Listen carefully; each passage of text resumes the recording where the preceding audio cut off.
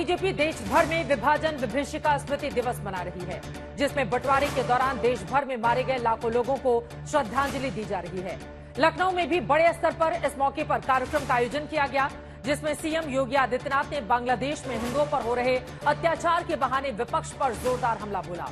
योगी ने पूछा कि आखिर सेक्युलर लोग पड़ोसी देश में हिंदुओं की हत्या और जुल्म पर चुप्पी क्यों साधे हैं। मुख्यमंत्री ने सीधे तौर पर कहा कि विपक्ष को अपने वोट बैंक को खिसकने का डर हमेशा सताता रहा है, इसीलिए विपक्षी मानवता की हत्या पर भी मौन रह जाते हैं।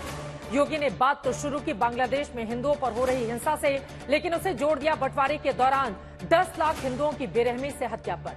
योगी ने विपक्ष पर प्रहार करते हुए कहा कि भारत में भी कुछ लोग जातियों में बांटकर विभाजन जैसा माहौल बना रहे हैं। आज लखनऊ में मुख्यमंत्री योगी आदित्यनाथ हार्डकोर हिंदुत्व की पिच पर फ्रंट फुट पर बैटिंग करते दिखाई दिए। यूपी में होने वाले 10 विधानसभा सीटों पर उपचुनाव से पहले बीजेपी ने अपनी पुरानी रणनीति पर काम करना शुरू कर दिया है। लोकसभा चुनाव में उम्मीद से काफी औसत प्रदर्शन करने वाली बीजेपी जानती है कि अगर उसे उपचुनाव में अपना परचम लहराना है तो उसे अपना हिंदुत्व वाला ब्रह्मास्त्र निकालना होगा, क्योंकि उसी से बूस्टर डोज से उत्साहित विपक्ष को परास्त किया जा सकता है।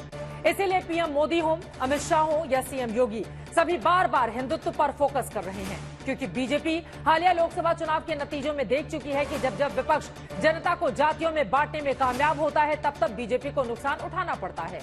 इसीलिए भारतीय जनता पार्टी की कोशिश है कि वो बहुसंख्यकों को हिंदुत्व के मुद्दे पर एकजुट रख सके, जिससे समाजवादी पार्टी के पीडीए की धार को कुंद किया जा सके।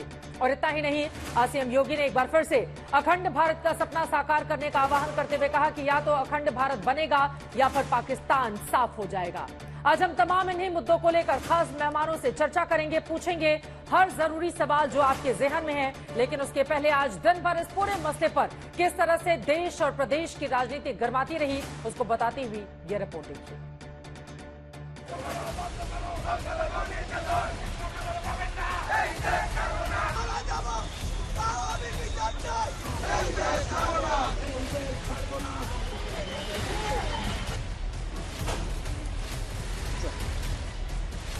उनको भय है कि अगर इन निरीह कमजोर लोगों के इस पक्ष में इन्होंने आवाज निकाली, इनका वोट बैंक खिसक जाएगा। वोट बैंक की चिंता है, लेकिन मानवीय संवेदना इनकी मर चुकी है। देश के सबसे बड़े सूबे उत्तर प्रदेश की 10 सीटों पर उपचुनाव का समय जैसे जैसे पास आ रहा है, वैसे वैसे सियासी तनाव बढ़ता जा रहा है। बीजेपी आज विभाजन विभीषिका स्मृति दिवस मना रही है। इस मौके पर लखनऊ में सीएम योगी ने बांग्लादेश के मौजूदा हालात के बहाने एक बार फिर बंटवारे को लेकर विपक्ष पर करारा प्रहार किया। योगी ने कहा कि बांग्लादेश में हिंसा में सबसे ज्यादा हिंदुओं को निशाना बनाया जा रहा है। ऐसा ही देश के बंटवारे के वक्त भी हुआ था, जब 10 लाख हिंदुओं की बेरहमी से हत्या कर दी गई थी। उस समय 10 लाख हिंदू एक साथ काटे गए थे। हिंदू सिख सभी थे, एक साथ काटे गए थे। और आज भी वही आगजनी, वही तोड़फोड़, वही लूटपाट, बहन और बेटियों के साथ वही अत्याचार, उसी प्रकार की त्रासदी का दृश्य आज भी हम सबके सामने है। 1.5 करोड़ हिंदू किस तरीके से बांग्लादेश के अंदर आज चिल्ला चिल्ला करके अपने आप को, अपनी अस्मिता को बचाने के लिए गुहार लगा रहे हैं, और दुनिया के मुंह सिले हुए कथित सेकुलरिस्ट भारत के अंदर भी इनके मुंह सिले हुए, एक भी शब्द इनका नहीं निकल रहा है, क्योंकि उनको भय है कि अगर इन निरीह कमजोर लोगों के इस पक्ष में इन्होंने आवाज निकाली, इनका वोट बैंक खिसक जाएगा। वोट बैंक की चिंता है, लेकिन मानवीय संवेदना इनकी मर चुकी है। वहीं सीएम योगी ने कांग्रेस पर अलगाववाद को बढ़ावा देने का आरोप लगाते हुए कहा कि अब अखंड भारत का सपना साकार होगा या पाकिस्तान तबाह हो जाएगा। आध्यात्मिक जगत में पाकिस्तान कोई वास्तविकता नहीं है। या तो उसका भारत में विलय होगा या पाकिस्तान इतिहास से समाप्त होगा, हमेशा के लिए समाप्त होगा।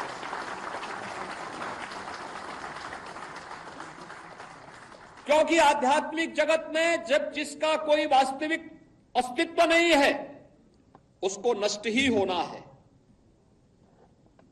और उसकी नष्टता, उसके नश्वरता को हमें संदेह की निगाहों से नहीं देखना चाहिए। सीएम योगी ने कहा कि भारत में विपक्ष लोगों को जातियों में बांटकर विभाजन के जैसा माहौल तैयार कर रहा है।